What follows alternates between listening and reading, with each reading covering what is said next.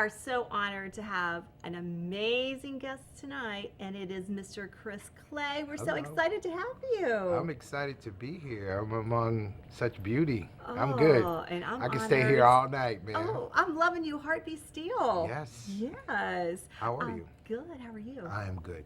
You are a mover and shaker. You've had so many shows on. You've done so many amazing things, and you're only 20 years old. How's that possible?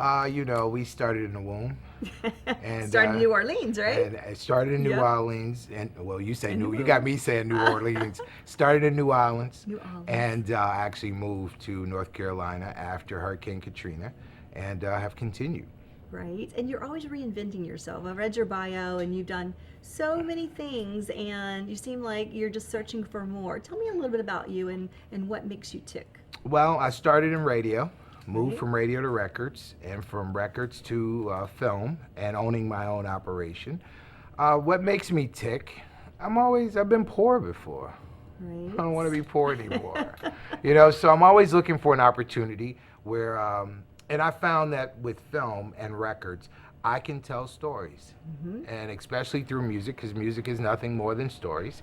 And film, you can uncover some things that people either find taboo or they wonder what it's like. And I like uncovering what it's like, see what's under the rock. Right, and something you have now that is coming out is Interracial dating in America, going deeper. This is part 2 of, we've done one film already, which came out in 2005. Right. And now, I wasn't going to do it again because I didn't want to hear all the garbage that goes Right. along with that. But then we kept talking, and the number kept getting higher, and I was like, okay, one more. Right, I don't want to be poor again. Right, Bring it I don't wanna on. be Now that that poor, number's so- maxed out, okay, I'll Right. take it. I So can deal with it. we did it again, and we started shooting back in May, and we Right. wrapped in September, and now the film comes out February 12th on DVD. Well, tell us some backstories on it. Tell us, you've done it twice, and there has to be some really great stories. And I also want to know some of the cities that probably haven't changed. Cities that haven't changed, we'll start there. Okay. Mississippi, Alabama, Louisiana, Texas. Right. Sad to say, somewhat of North Carolina, South Carolina.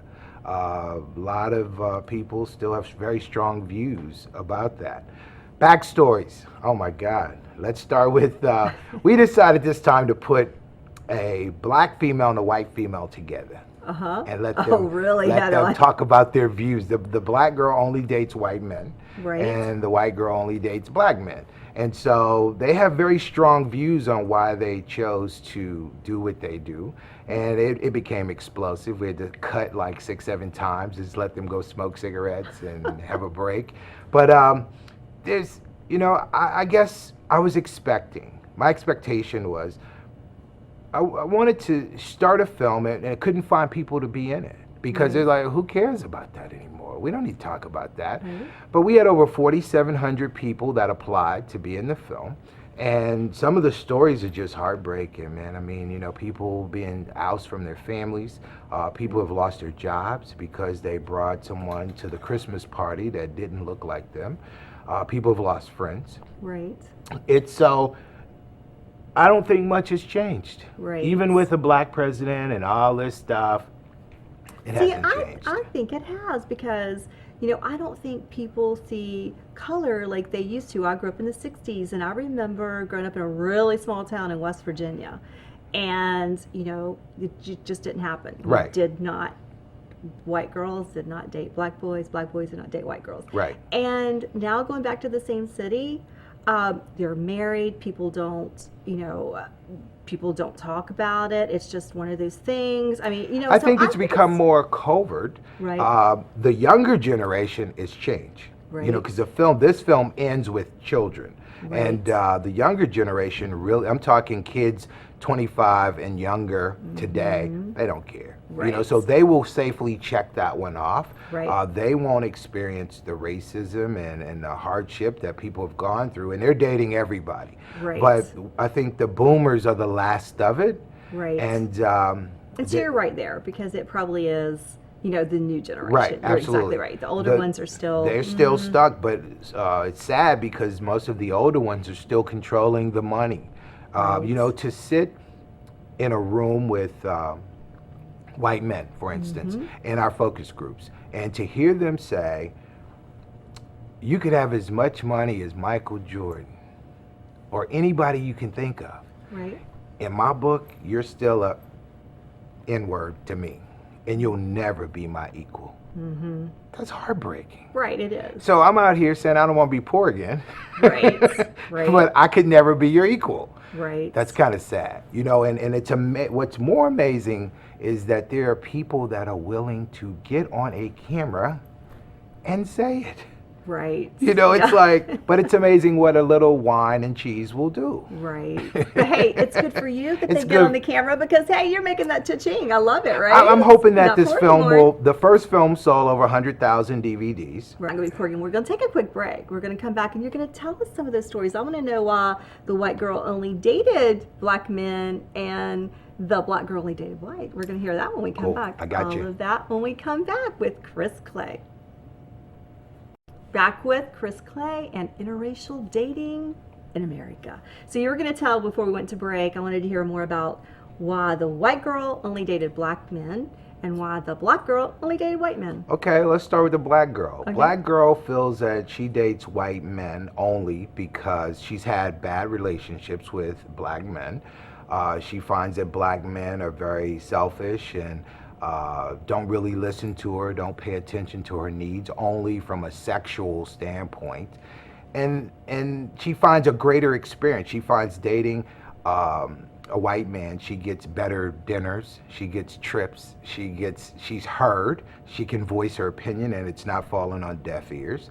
And the white female feels that... Okay, back up though. I want to say, girlfriend, I want to know where these white men that you're dating are. Because most of them aren't like that. And the white female feels that she has a better sexual experience, and that's sad to me. You know, it's the black guy's like the panther, and he's the the lion, and he's not fiddle-faddling around. And I'm saying, I think I'm more than just the sexual experience. What about throughout the whole film, and I watched it just recently, and I never heard one white female say, oh, he takes care of me, he takes me to nice places. It's always has a strong sensual undertone to it. He protects me, and he told me it was mine, and nobody ever claimed me like that. It's like, get out of here. So I don't know. People have their own views of why they do things, but I don't know. Dates are too hard to find.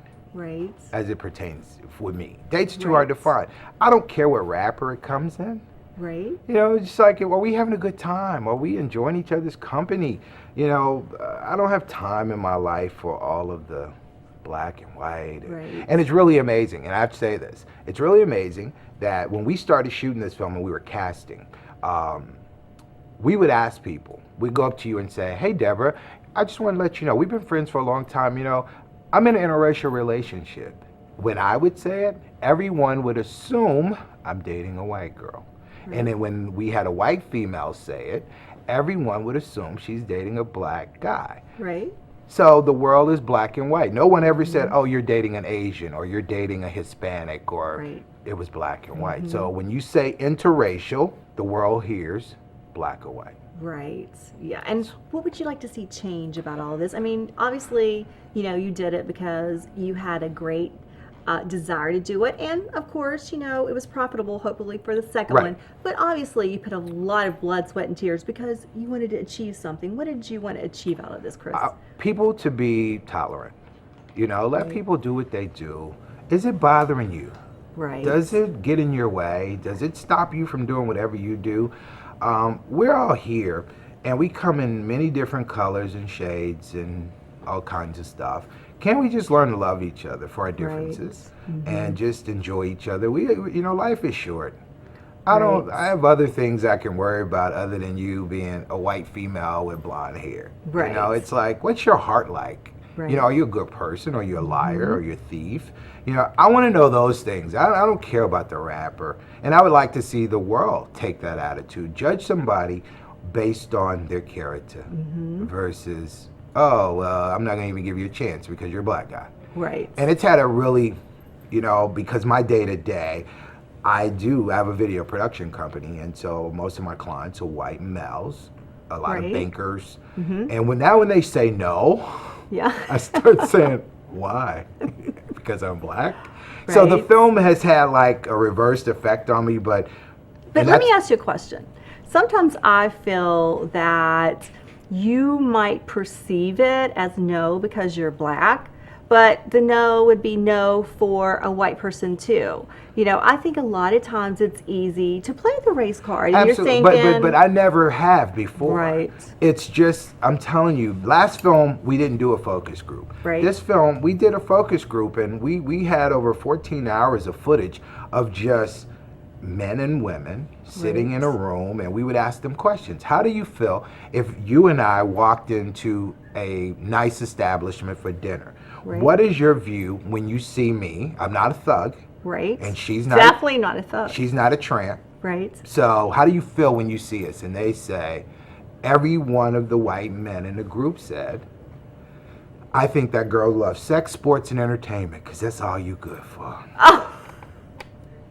I don't know where you're getting your focus groups from. I'm saying, really? That's all I'm good. I can dance. Yeah. I got good sex. And thank goodness you have a sense of humor, right? And I can play an instrument, So, and I think after you hear that over, it's like someone telling you you're fat. That's true. Eventually, you start to believe it. So I'm detoxing right now. I don't want to. With all the screenings, I sit outside and eat popcorn. Right. I don't even want to see it anymore. Yeah. And it's interesting to see the views of people or hear the views of people when they come out. Right. Yeah. And you love that part of it, right? And that is where the drama comes in. And then people always ask, "What made you want to do this?" Right. Is to this, change your opinion? Is this reality meeting film? Right. And I'm like, you know what, man? I like pretty women. Right. I don't really care what rapper comes in. So have you dated a white girl? Oh, ask a specific question. Yes. I date your sister if she came up in here, It's you really should be a comedian, Chris. I'm just saying, real. it's like people, it's like, what's the big deal? Yeah, what is the big deal? What is the big deal? I can see back in the 50s and the 40s. Right. But what's the big deal in 2013? There's a lot of lonely hearts out there. And your heart doesn't know I'm black. Right. And things are, like you said, things are changing, but you are going to be a success no matter what you do. I hope. You are just Mr. Personality. God You've got has it been good going to me. on. Been very good to You've me. had your great run with HBO. Your video is going to be a million, I'm Okay. sure. I want to 2 see million your at name least. on the list. I will be on the list. I want to see you got one. I love it. Thank you so much Thank for you for stopping by. having me. You were an absolute delight. I loved everything about the interview, but I love that you're really trying to make a change. Yes. But and I love your sense of humor. It was just just trying. amazing. You are keeping Thank it you. real. Thank you, Chris. I appreciate you. So this amazing interview with Chris Clay himself, making it real, and maybe changing the way people think, one mind at a time.